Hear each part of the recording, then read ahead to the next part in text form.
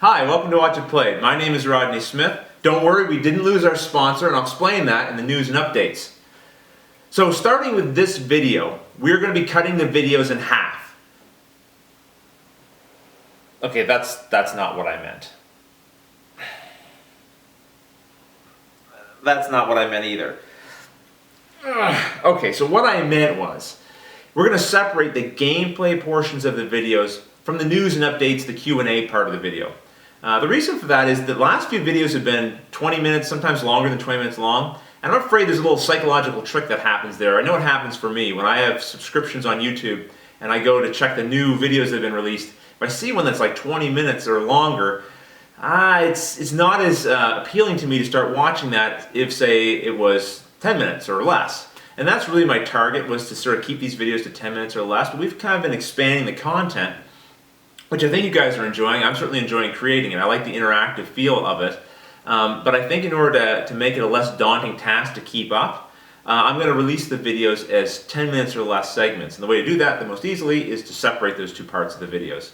The last piece of news might be of interest to people who've been following our last video series on Mansions of Madness. Fantasy Flight, the makers of that game, have just announced the next big box expansion for that game. Now I'm really excited about that. I love Mansions of Madness. I hope to get my hands on this and be able to show you some of the components when it comes out. Basically, it's going to be coming with 4 new double-sided tiles, 4 new investigators, 250 new cards, like new puzzles, all kinds of stuff. So they've already released 2 small expansions just to give some more scenarios, but this is going to be, a bigger box with more stuff in it. I can't wait. Okay, we do have some errors and corrections, of course, from the last video.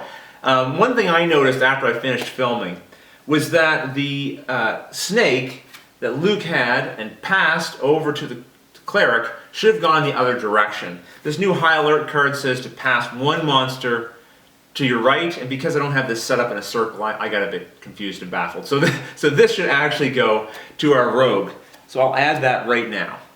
Schmendrick Ott asked whether or not the cleric should have removed some damage tokens after successful attack. I'm thinking that maybe he got that confused with the fighter, which Cartoons 80s correctly mentioned should have had some damage token removed after a successful attack during the last turn. It's part of the special ability. He gets to remove 2 damage tokens, so we'll do that now.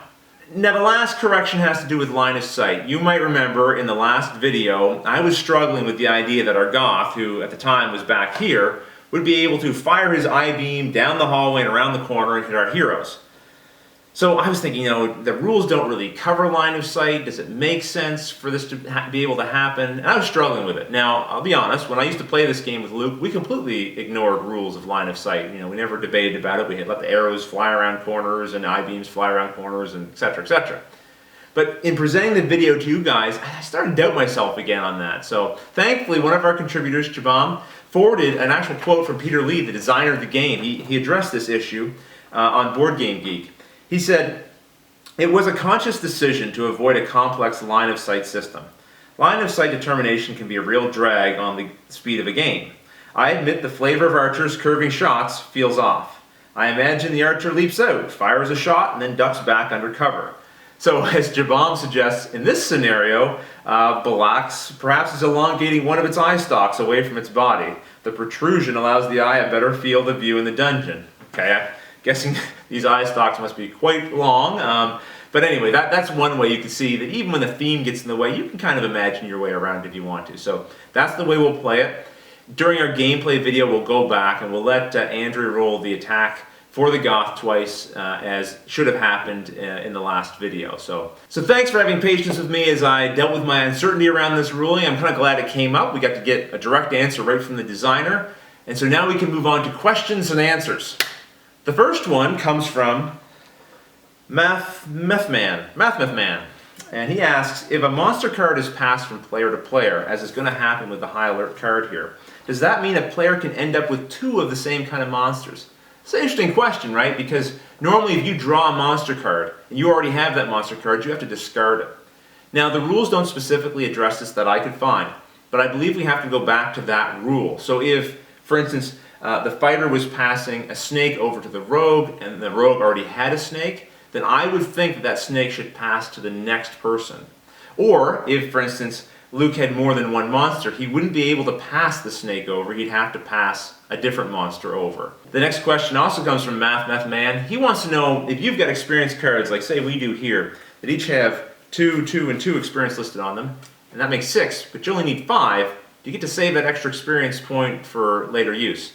The answer to that is no. If you have no choice but to use up an extra experience point that you don't need, then that gets lost. So that's why it's good to have a few monsters that have 1 experience on them, so you can make that perfect 5 experience point trade-on and you don't waste any experience. And the third question, you won't believe this, comes from Math Man. He says, I've noticed that when you move a monster to a new tile and the scorch mark is occupied, you don't spend any time thinking about where best to place it on the tile. The same applies to when you move a monster adjacent to a hero to attack.